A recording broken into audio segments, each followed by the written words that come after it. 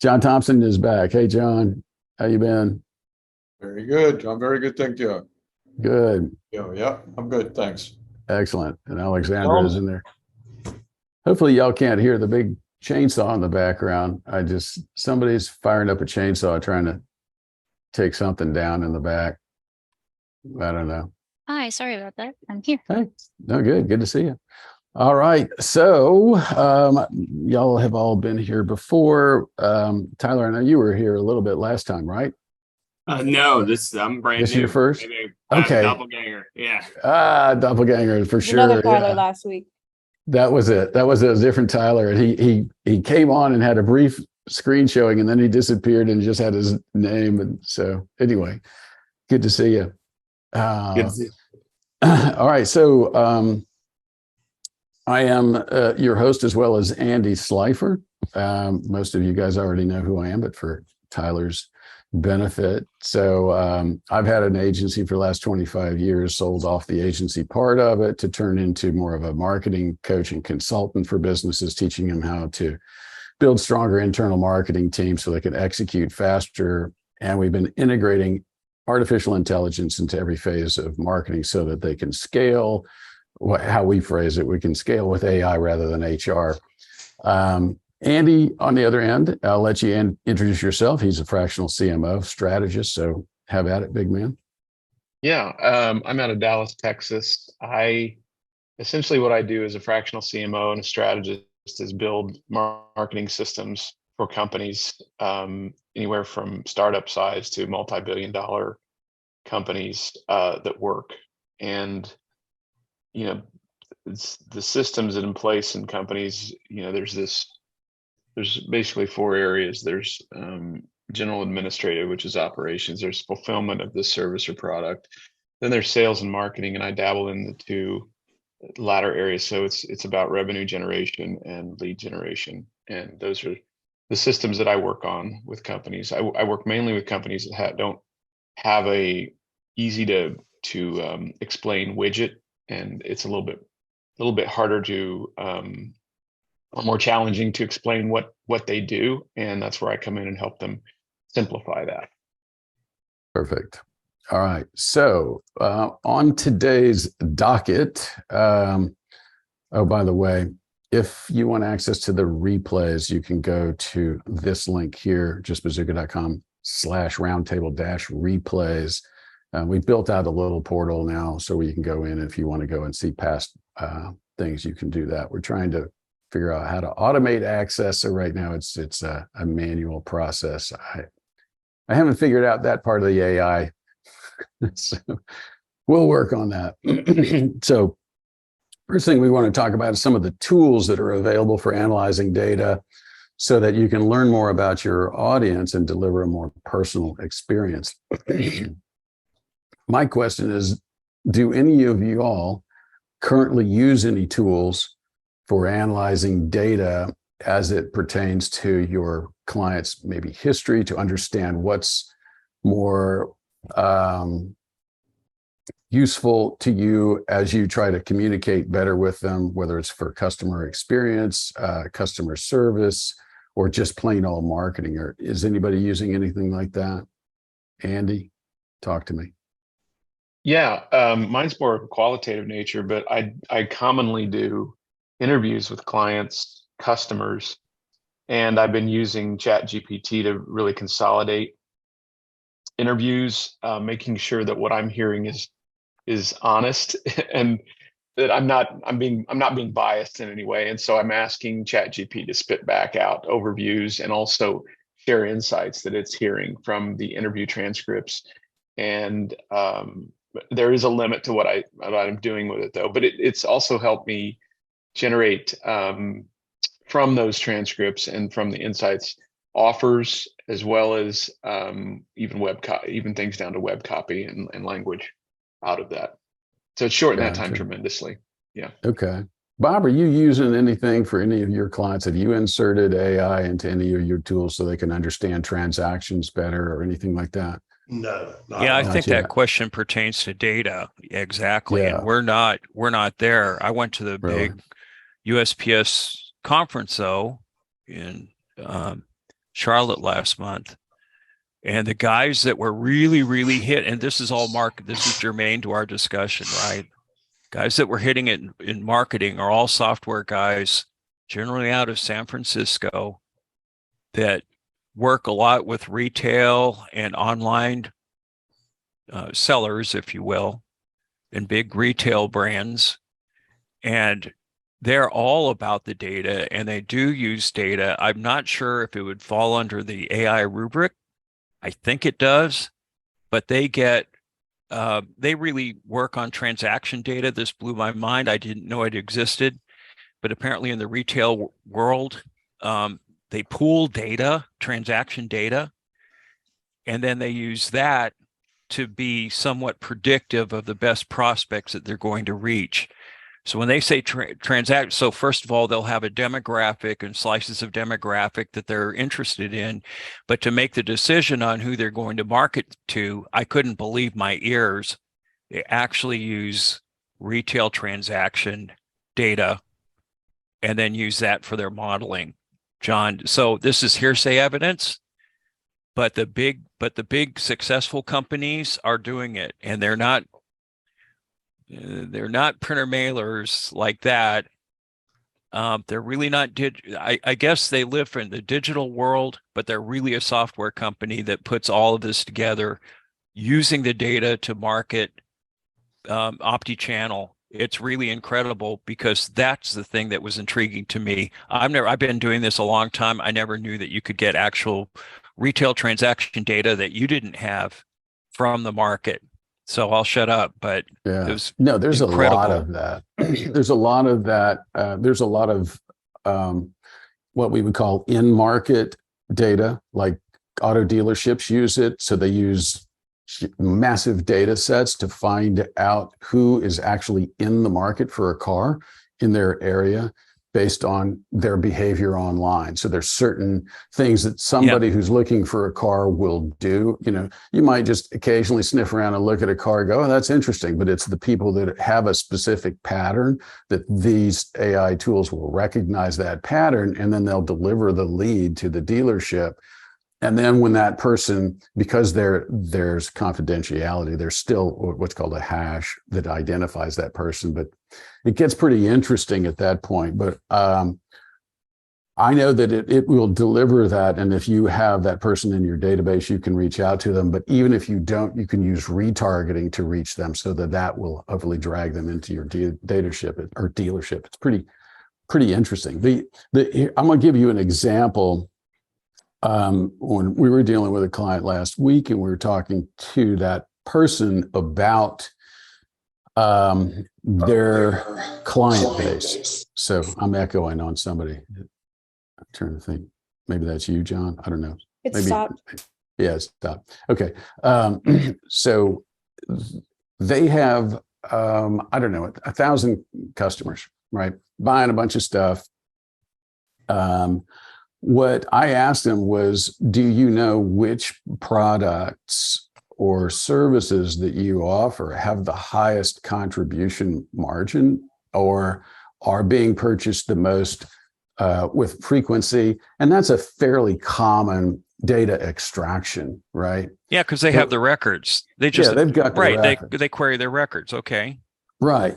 But if you want to take it a step further, where you just simply ask an AI bot, hey, what am I missing from this? You know, I'm paraphrasing it, right? But you want to say, look, are there any trends that would tell me that this time of year, this is being sold more frequently by a customer that has this profile, right? So I can get really, really narrowed with it. And if some of these tools out here that are available are really interesting with that. John, you have any input on that? Yes, John. Yes, John. Are there any others? The only other one is my note taker. So it's just you and me, pal. Okay. So first of all, about 4 years ago, we started playing around with AI. But it wasn't ubiquitous that it is now or available, but through the university in Lafayette, we started playing around with the AI, and we put thousands of projects through and asked a simple question: what makes a project successful in terms of meeting its due date. And running those algorithms, it came out consistently over and over and over again with the same three top. And that's where we started modeling our system around. So the first three were frequency of updating. In other words, if there was a lot of updating, let's say less than a day or two, high frequency of updating on thousands of projects, those projects tended to be more successful. So the second, it's obvious when you look at it, meaning you're making decisions based on real data or real time data. Instead of waiting a week or two, which is stale data, you're making a bad decision, right? So that makes sense. The second one was wide span of participation. In other words, more people participating in updating and adding notes and reason codes for delays and so on. And that was the third one, was the notes. So it was a wide span of participation was the second point. And the third one was all of the notes and high use of notes and reason codes. Those are the top three. The rest just dropped away to almost nothing. So we built our whole product, or re-engineered it, put emphasis on those tools that provided that kind of analysis, like frequency of updating, use of notes, Pareto charting, delays, and so on. So we actually modified the product around what we learned. That was almost 4 years ago. So we haven't really got back into it. It'd be worth retesting. We can't put our client data on there because we'd have to sanitize quite a lot of it before we put it on there, confidentiality and so on. But it was interesting in terms of analyzing data. That's as far as we've taken it. Yeah, that's interesting. But you bring up one of the topics for the latter half of this, which is how do you use AI and keep your data sensitive, right? Because all the other tools, you're basically feeding something into their system, which is, I forgot who I was talking to last week. I don't know, maybe it was even you, Bob Miller, who was talking about it, but somebody was about to throw a whole lot of confidential data into ChatGPT to have it analyzed. And somebody went, whoa, time out. You don't want to be doing that because you're now throwing all that data into ChatGPT, training it, and that stuff could reappear on somebody else's query. So you just certainly don't want to do that. So you've got to find a way to keep it on your own. And I know, Bob, again, you could probably speak to it better than I, but I know that Microsoft Azure has they've got a platform where you can kind of quarantine your own data set inside of your Azure servers. Do you have any feedback on that, Bob? No, yeah, there's several AI engines that allow you to do what's really kind of called a custom module that's added on. In other words, it still has the ability to use its base of knowledge, but the proprietary information that you are working with can reside in a separate module that you control, and it does not get commingled with the main text, those main language engines, right? The analysis engines with all of the the neural nets involved with that, and people are using and it's more expensive. Clearly it's more expensive than ChatGPT to use because it gives you that capability. But yes, both Microsoft and there are other forks off of the open AI kind of initiative. There's several forks that have when I say fork, that's a programming term that means they took the code base and then went a different direction with it and customized that code base for more of a slightly different application. And some of those forks had to do with allowing customers to have, just like I'm talking about, more or less a proprietary module that they could keep their information in that was sensitive and it did not get commingled, with the neural net that's part of the main engine. So yes, those tools do exist. They're used predominantly for the kinds of things that you guys are already kind of pointing out. If you don't want to let your customer base information out, which you shouldn't clearly, then you can look for those kind of capabilities. And then your information resides in that module, and that module is taken into account. It actually does a lot of the analysis work and references data from the public set to bring it into your module. So it's another layer of complexity in trying to set up these engines to do what you're trying to get them to do. It's pretty heavy computer science, to kind of get that all working like you need to. I mean, you have to you have to understand how to administrate those things and how they kind of work in the whole infrastructure ecosystem of things like Azure and other places. But no, that capability does exist. It's not just super turnkey like ChatGPT is, where you can just kind of fire off some. You can give it some benign data, and it'll give you whatever, it'll give you the answers based on its analysis. Yeah, But that's exactly right. John, go ahead. Just along those lines, I was speaking to a guy at a party the other night, a rather boring party.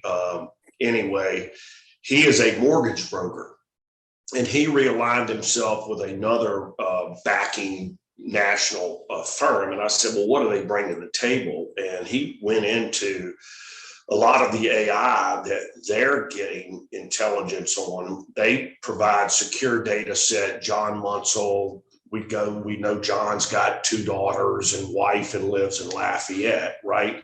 But that's a secure data set. So what they're trying to do, and he said it's working very well, is part of the service that he belongs to and pays a fee, obviously, is it goes and will, because he's trying to stay in front of John Munsell. You're not going to use his services again, maybe for 5 or 10 years, but it will tell him when John's daughter gets married. Okay, so he can send a personal note. He can say when Bob Lyles' mother passed away. So it's scanning public domain records, but it's using a secure data set that he provided to his company. And it's telling them when, it's scanning social media. Hey, I hope you had a good time in Florida last week, whatever the case may be. So it's pretty wild. Pretty wild. But the point is they supplied a secure data set that's their own, but they used public domain to gather all this data that he then in turn has provided. That sounds useful. Yeah, That sounds useful because I don't know if it's AI, but for years we've used our data companies that we use, we're tied into two levels of modeling, and the term AI probably doesn't apply because it's probably analog, but I think the analogy is kind of the same on the upper model. What you do is we give them a responder file and a non-responder file, and they put thousands of data demo appends onto those files to find the minutia of the responders, and it lifts response. Usually I get like a 75% to 100% lift in response, which in direct mail or any marketing is, obviously huge. If you're getting 1%, you can get 2%. That's huge. But I think the idea there is that at that point in time, they're appending the data and going out, and it's a very strong model. But like the comment was before, it ain't real time. So having real time data appends to that and scouring the web and putting real life data appends on what's happening, that sounds powerful. And I haven't really kind of heard of that. So that's interesting. That's creepy. Useful. It sounds creepy to me. I'll tell you why. It's almost like stalking my clients. It is. It is creepy. It's creepy. It is stalking. Let me talk to my clients. I don't know if that works. I do want to make a comment though. We use some of these to try and localize or restrict query to our database in terms of our reference guide. We've got a comprehensive technical reference guide. We couldn't get it to do that. There was leakage all over the place. It started pulling stuff in from outside and polluting our reference, basically. So we haven't yet found a way of restricting the question set or the set of data that it's querying to not go outside. Interesting. Yeah. So Bob, you just put something in the chat. I miss Bob Miller. So I'm assuming that. I remember that. Yeah. Well, it's actually an art, it's not from, it does reference OpenAI, but you can see that they're, in general, they don't use what you submit to train up their language model, but you can have, there's a form you can fill out that will allow all your conversations to not be, memorized. They do hold it. They do hold your stuff for about 30 days just to make sure there's no abuse, whatever, but then it rolls off. So I remember seeing this article, so I just went and found it real quick to say, because that's interesting. I'd read up on it. So because there's a lot of kind of misinformation about how this all works. Yeah. But even with this, again, like I said, there are other abilities. The Azure API, the Azure Open AI is a whole different animal than just ChatGPT is. But it's more sophisticated to operate. Obviously, you got to know how to work the whole Azure ecosystem. But I wanted to dump that out there so you guys know. So I mean, that's good. Yeah, I have a comment on what others are doing and what we do, which makes a lot of sense, John. To your point of the creep factor, yeah, you got to watch out for that. But I'll use the analogy. We do direct mail retargeting, right? And so when you're doing direct mail retargeting, although we don't, for a number of reasons. One is the creep factor, and the other is just some marketing reasons. But if somebody's if we're doing web retargeting and somebody's on, showing, I don't know, the lizard Gucci purse, right, and makes it through the model that they've been there a certain amount of time on that particular product. This is just an example. Then for web retargeting, we're not showing them or telling them, oh, we saw you on our site and show a bag with a Gucci purse. Why don't you buy this? It's more like, okay, they've been to our brand. We know that. I'm not going to tell them we know that they've been there and looking at the lizard Gucci purse. I may send them a postcard or even a catalog of my line because they were interested. And I think, from what I'm hearing and, picking up at conferences and a lot of smart people, that's kind of what it is that they really do avoid the creep factor. No one's doing direct mail retargeting and showing product. It's much more general. And the idea is that they're just showing in kind of brand awareness and a little bit of intent that they've been to your site. And so anyway, I just wanted to address that because marketers are very aware of that, and we don't do it. Yeah, it's just that you're would piss talking people about. Off.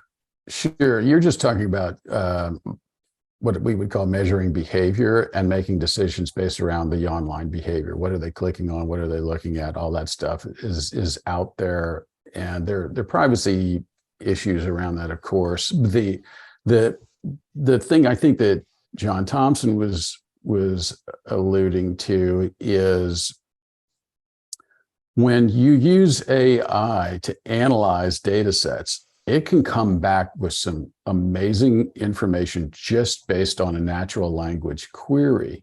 And so if you're able to use AI to programmatically search the web for your clients' posts, et cetera, and it comes back and gives you stuff that you can now communicate with them on a personal level, so it feels personalized, right? I know there's a product called Line, L-Y-N-E, that will scour the LinkedIn profiles and look for something that they can now insert into an outbound email that says, hey, I see you went to LSU, go Tigers, and then do something else. It's different if you can actually take that AI, if you're, a literal stalker, and take AI and literally try to find everything there is about somebody, where they are. I mean, y'all read about that guy that was tracking whose plane? Elon Musk's plane, right? So in real time and publishing it on the web, that's scary stuff.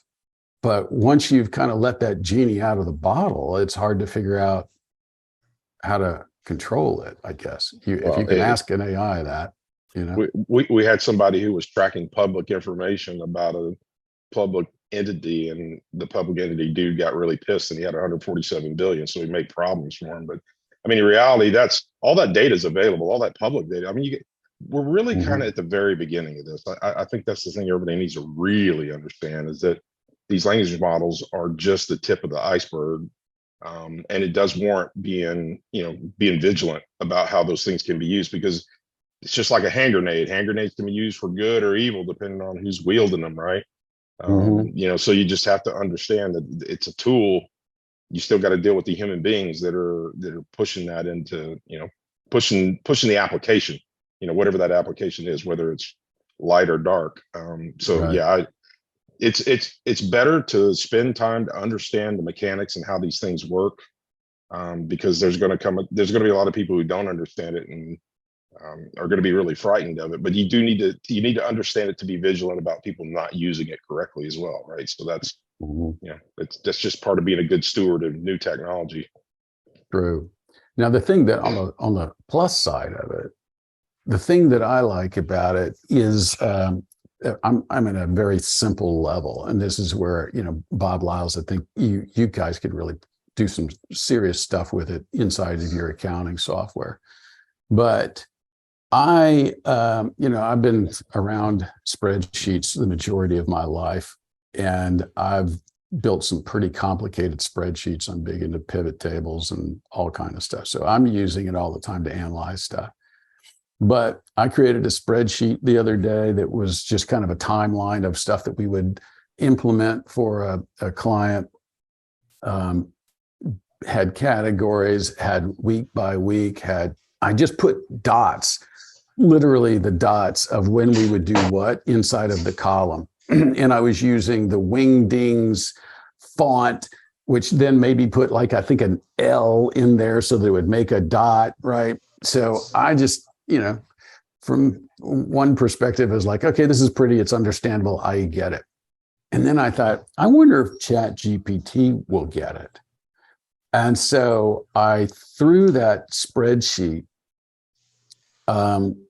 into a PDF file, okay? Uploaded the PDF file to a web server, then told ChatGPT, I turned on the WebPilot plugin, told ChatGPT, go read this PDF and turn it into a proposal. Literally, that's all I said. I didn't give it any other parameters or anything like that. And it comes back and it says, it looks like there's a bottom row with all these columns that I'm thinking might be a dollar amount. Can you explain it? And I'm like, yeah, it's the total of what potentially would be spent every week. So then it comes back and it just literally spits out a proposal that says, hey, we're going to do this, and here's the timeline, and we're going to execute this in week 1, but you can see that and I was like, golly, this is insane on a spreadsheet turned PDF document that it was able to interpret everything in there.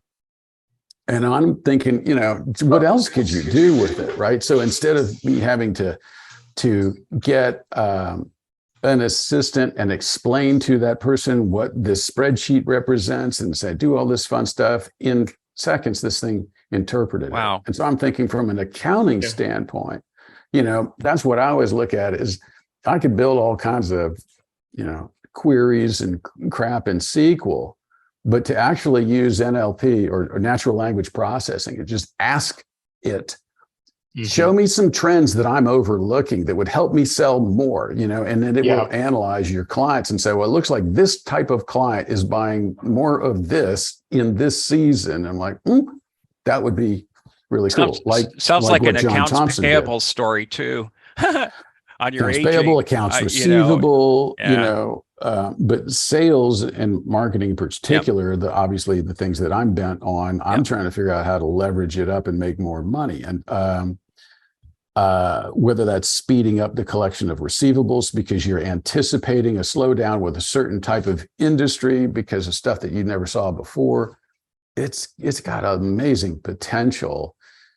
And I'll show you, Bob, Miles, I don't know whether you got any thoughts around it, but I'm going to show you a couple of tools that I came across that were really, really intriguing little tools because of the simplicity.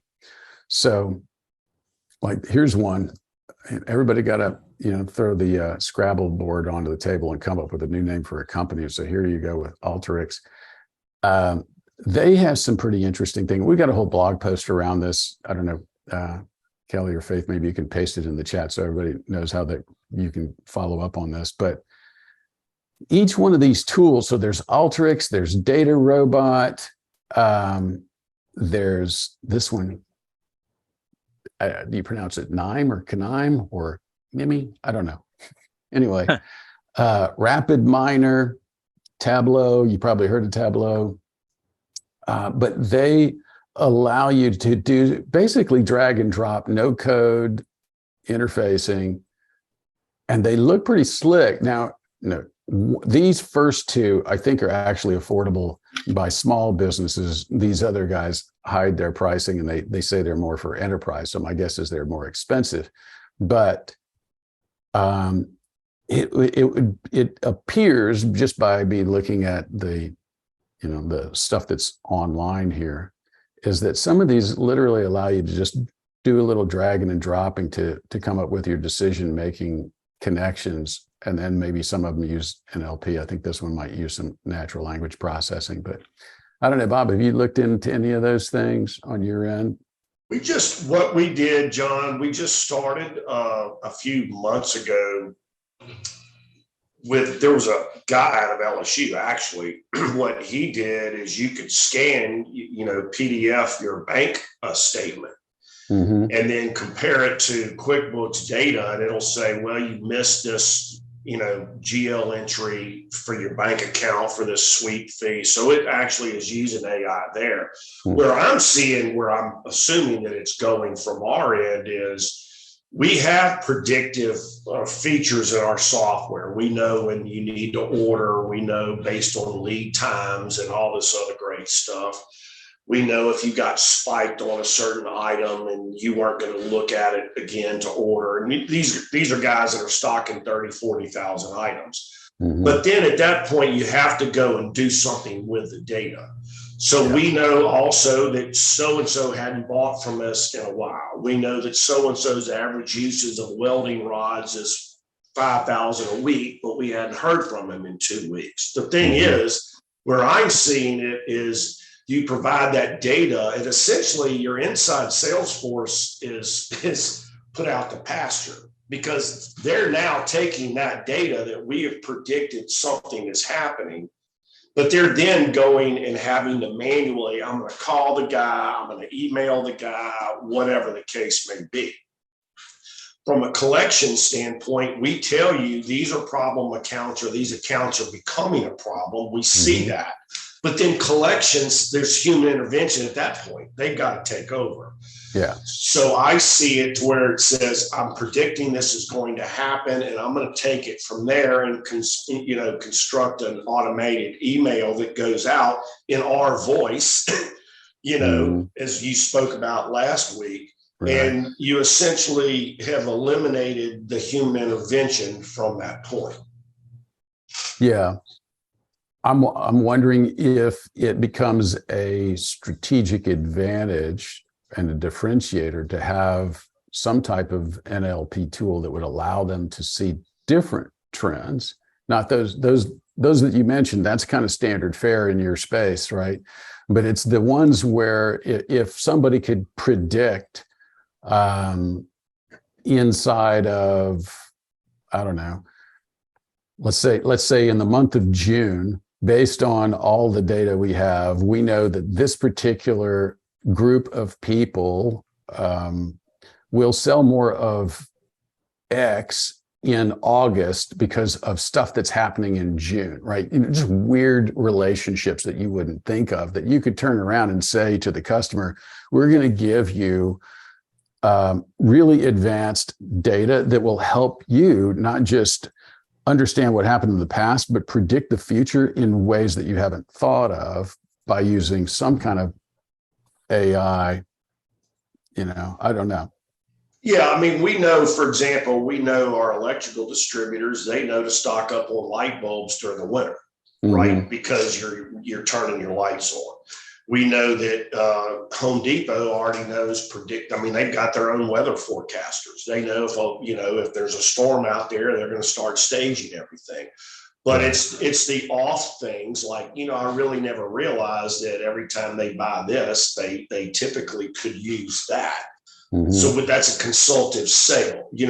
There's only so much time that you can spend analyzing that data. And certainly, this is where it comes into play. Right. Because it's a question rather than a full on analysis. It's kind of like what John was saying at the very beginning.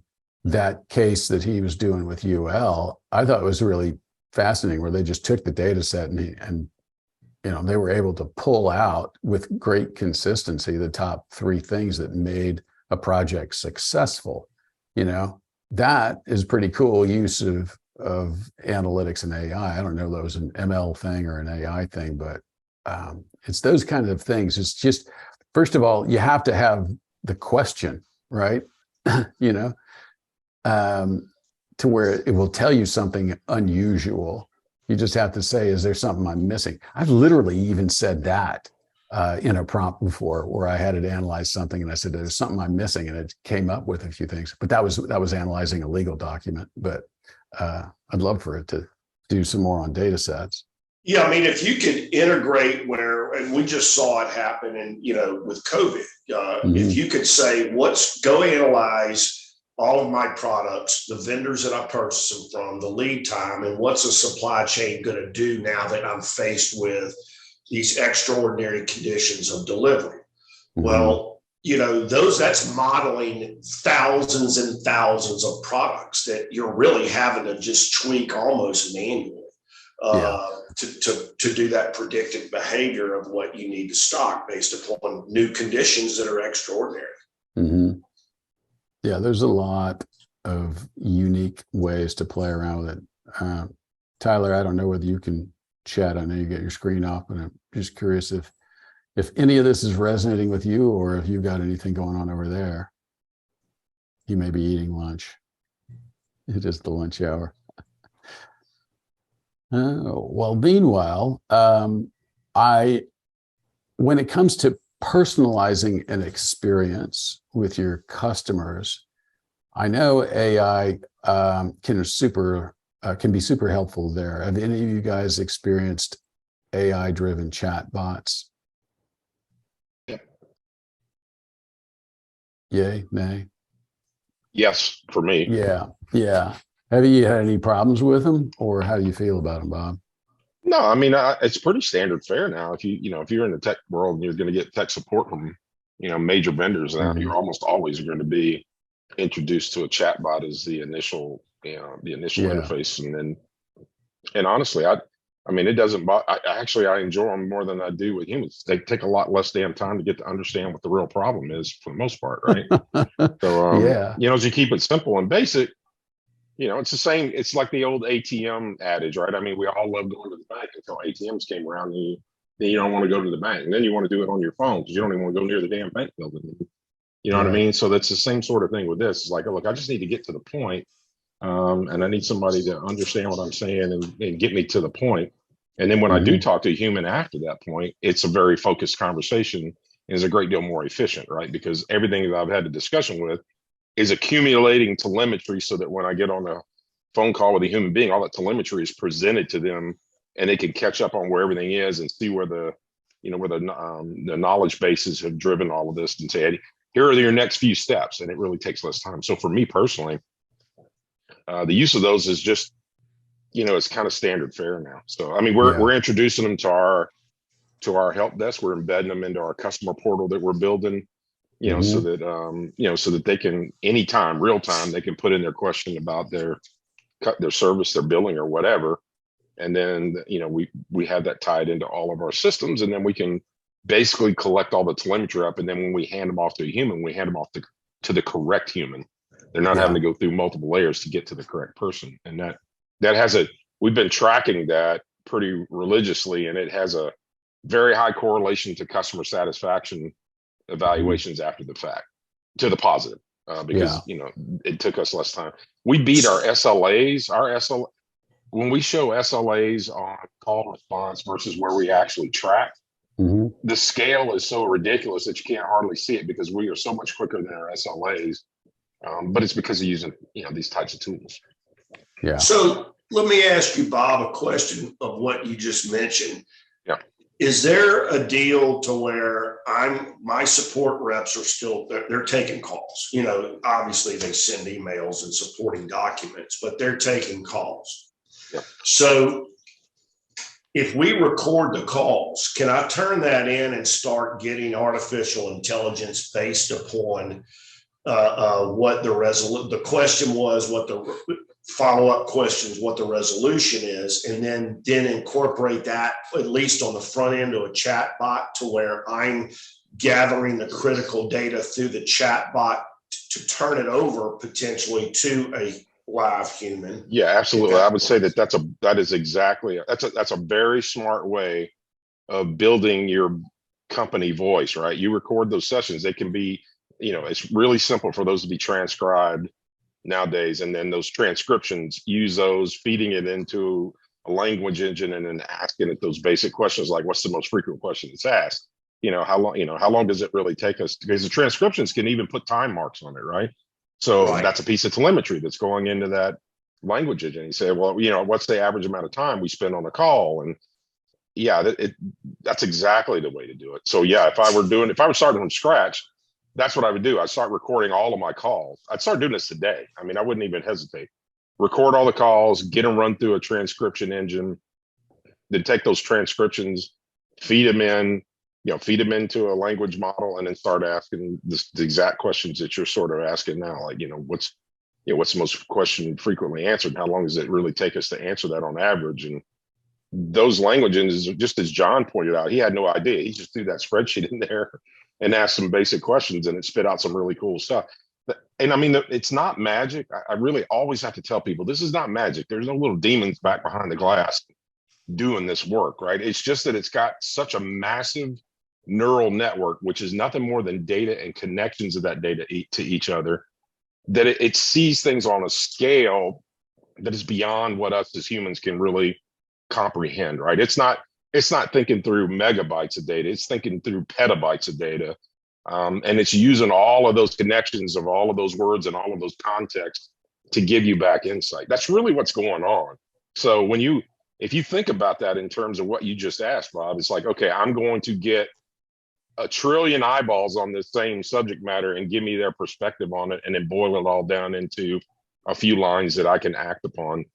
That's really what we're doing when we do these things. That's the actual thing. So yes, anybody that wants to refine that, that's a brilliant way to do it. There's so many great tools now that'll do transcription. I mean, you can remember 5 years ago, you remember Dragon Dictation, how big a mess, how brutal that was to play around with. We're well beyond that now, right? I mean, we're so far beyond that, it's not even funny. So getting your stuff transcribed, your recording transcribed is no more difficult than using an Excel spreadsheet. You just got to find where to upload the recordings, and then all of a sudden it's going to start spitting out your transcriptions. And then, like you said, you can use that as seed data to ask a lot of really great questions about, what's the normal conversation on average? What's the highest frequency conversation we have with customers? Because if I know that, then I can change either my website or my outbound marketing or something to reinforce that and try to mitigate that most asked question and take that off the playing field, right? And then work on the next most frequently asked question. How can I mitigate the number of calls coming in on that? It's kind of what we do as an MSP. We're looking for the most frequently asked questions, and then we go, what can we change about our product, our process, or our procedures to eliminate that question having to be asked by the customer? And we just keep working that list. And at some point, you just get down to where it's so random that it's all kind of floor noise that you're not really going to get past, right? But by that point, you've already realized so many efficiencies that it's made it worth that bit of effort to go through the process by an order of magnitude.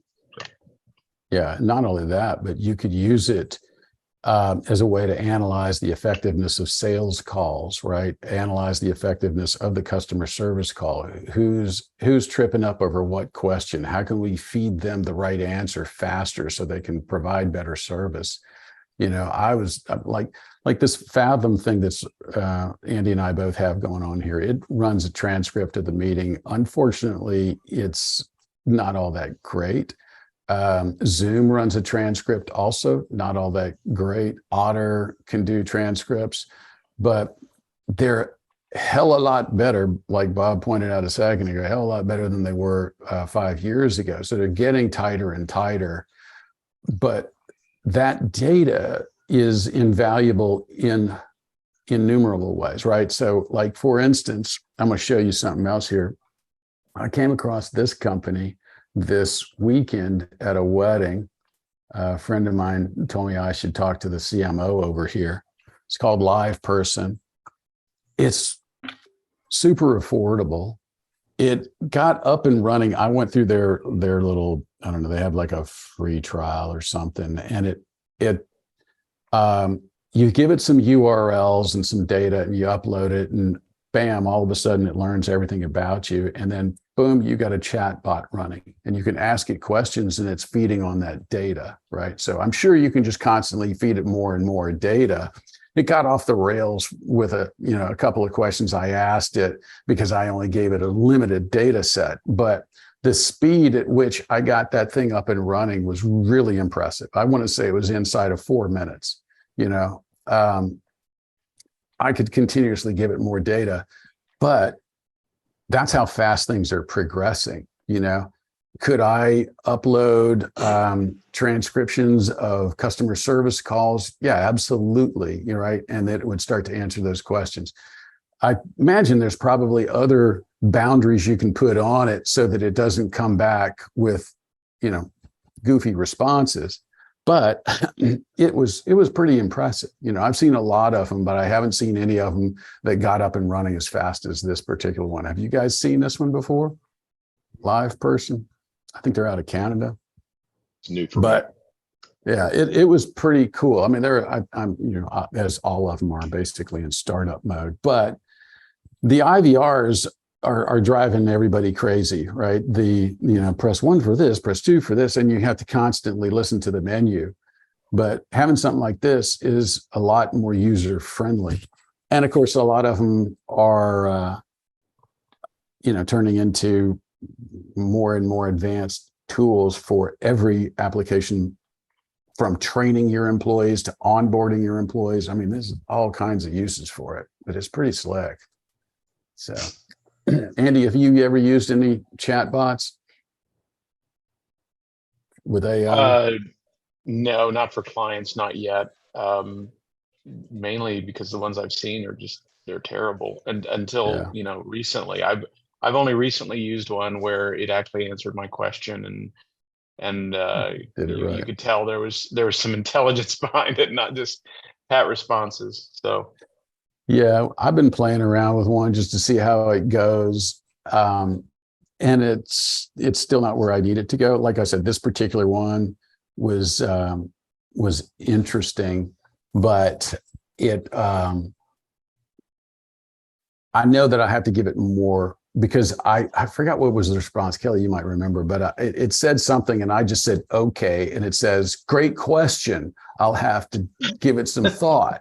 I'm like, I just said, okay. It wasn't a question, So that's where it got off the rails. But anyway, it's getting better, for sure. Well, did you put a question mark after the O and the K? No. Huh. I did not.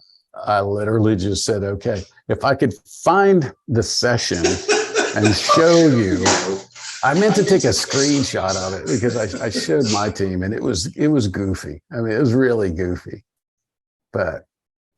Those things are all tuned to please. So they almost don't require you to have, right? They don't ask you to, a question mark would have been the right punctuation thing to do. But if you actually know how much of the general public don't really know how to use punctuation correctly, then you can kind of understand why they just kind of take off on a rant if you just put random words in there. So it's like playing a life-size game of are you smarter than a fifth grader, when you're actually talking to these things. Exactly. I was trying to see if I have that. I probably deleted it. I have a million windows up. It could be buried in these windows somewhere, but I haven't been able to find it. But it did it twice. And that was what was frustrating. It gave it that same response, but I was just playing around with it. But I imagine if I got one of their people on the phone and say, how do I get it to say something other than that? If it doesn't know what it's doing. I'm thinking that could improve my marriage, John. I'm fixing to be 40 years married. And like, if my wife would go, okay, and I'd go, great question. You could probably make some headway there. Jeez. All right, Tyler, see you. Tyler had to eject. Yeah, no, there's so much out there that's, I think, we talked about it last time. There are over 1,100 now in somebody's database, or a couple thousand. Last year there were like 5 AI tools. Now there are a couple thousand. The plugins for Chat GPT now are over 400. I mean, what, 4 weeks ago there were 80. So it's growing exponentially. I've used quite a number of the tools that are available inside of Chat GPT. Andy, have you played around with some of these plugins? Got anything good out of them? I'm just now starting to play around with them. In fact, I was going to ask you, John, what's the best plugin you found for uploading PDFs? Because I've seen a bunch of them on there. So it depends on what the purpose is, but Yeah. the one that I got the best results from was, I think it was called Summarize Anything. Do y'all remember Okay. what it was? I think that was the one, and yeah, it uploaded. Well, I'm sorry. It still wanted me to upload it to a web server of my own, so I just uploaded it to the bazooka.com web server and popped the URL in there.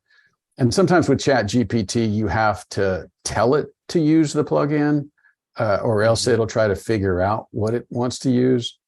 If you haven't worded the question correctly, it ain't quite smart enough to know, I should be using this plugin. So you do have to sometimes trick it. But every now and then you could ask it the question, and sure enough, you'll see it spinning a plugin. I'm like, oh, okay, cool. But Yeah. I don't like the fact that you're limited to 3 of them. Yeah, it's summarizeanything.ai. Have you used one where I don't know that there's an interface inside of Chat GPT to upload anything. I think it's just assuming you have something Oh, uploaded. okay. I was just looking through the plugins, and it said you can, something to that effect. Maybe it's can you use Chat GPT on Discord? Do you know? I haven't. Okay. Well, Discord allows you, for example, I use Midjourney through Discord, and that Same. allows you to actually upload to the Discord server, and then it can view a photo and then optimize it or whatever. I didn't know if Chat GPT worked the same way. Not that I'm aware of. I haven't seen it, but I would imagine you could still upload it to There are Discord. plugins. Are there? Yeah. I was that looking that for allow you one. to upload, or that are tied to Discord or something else?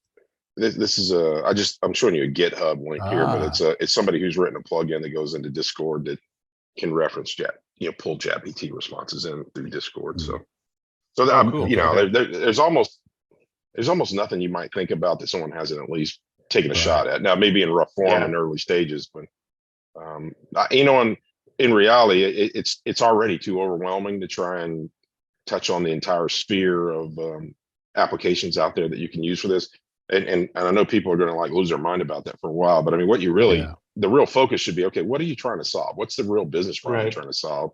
And then you go and investigate what tools fit that profile. If you're a lawyer, I will say this: if you're a lawyer, I mean, because the law is so specific about its language and the terms used and the order they're used, and there's such a huge digest of everything legal or law related has all been documented and pretty much fed into this thing.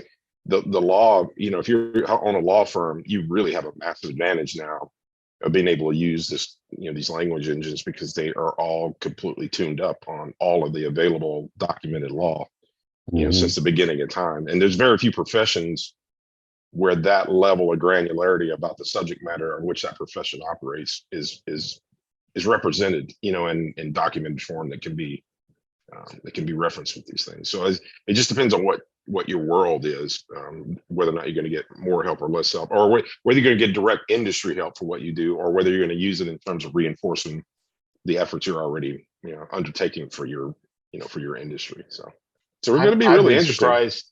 Yeah, I've been surprised in marketing what it knows about what's out there. For example, there's the story brand book and the way of writing, and it's up on all that.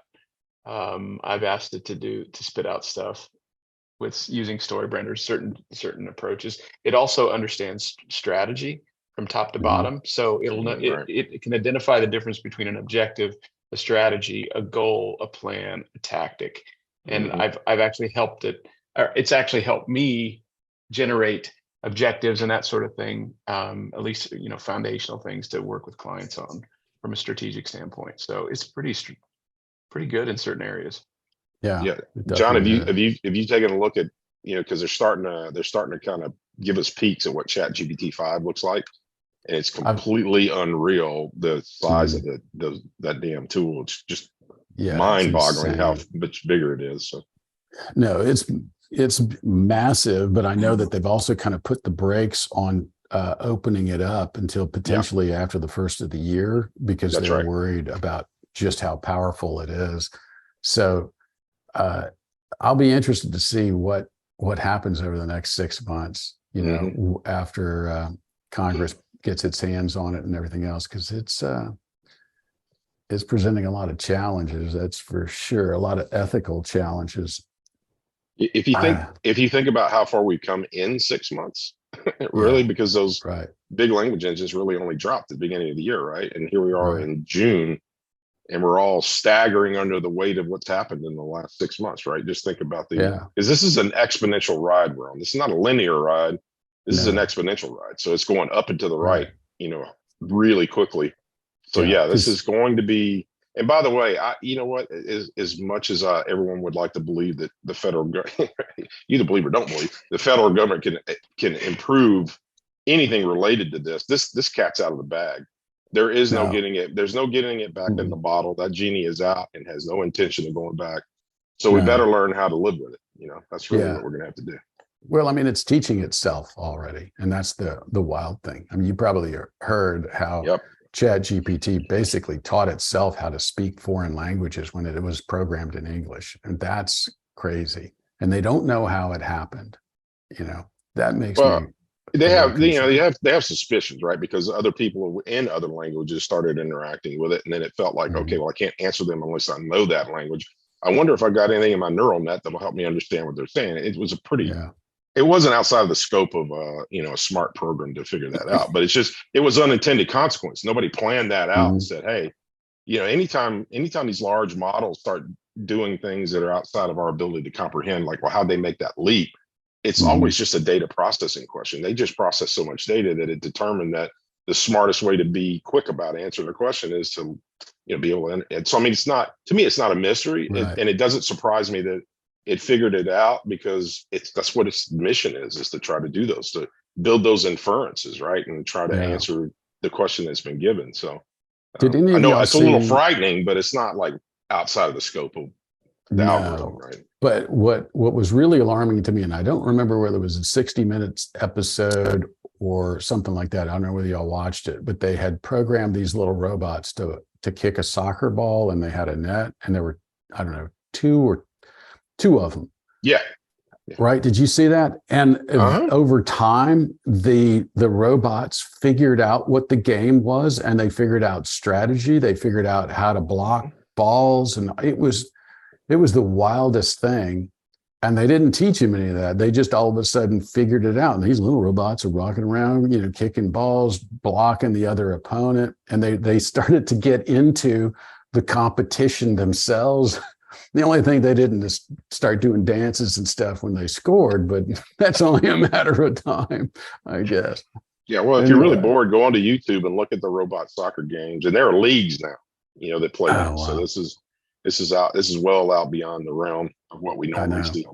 Yeah, that's Yeah. the only story that really shook me a little bit, which meant, in my mind meant that we need a lot more vigilance, is when they made a determination that one of these language engines in its training started actually lying to the person who was Right. putting in the queries. And the reason it was lying to them was because it knew if it told them exactly what they asked, that they wouldn't do what it wanted them to do to begin with. And now Right. that's where you start getting on the edge of, okay, well, we need to be careful about how these things manage and govern Right. themselves.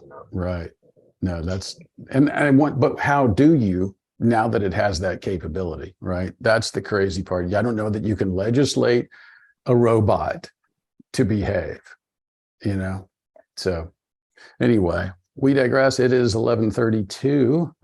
Appreciate everybody's time and joining us. And next week, we will be talking about customer support in AI, some of the stuff that we touched on today. So if any of you guys have any ideas or questions or thoughts about that, feel free to send them to me, and we'll create a pretty detailed roadmap about how that could work. So got a lot coming up. This is moving faster than my head can get around. I feel like I'm trying to read the blades of a moving fan right now, but Yeah. it's cool. I sort of feel like the dog that actually caught the fire engine. Now what are we doing? You know, it's sort of. Exactly. All right, guys. Well, thanks again for your time. Good to see everybody. Y'all have a blessed weekend. We'll talk to you later. Take care. Thank you. Bye-bye. You Thanks, got it. everybody. Bye-bye. Bye.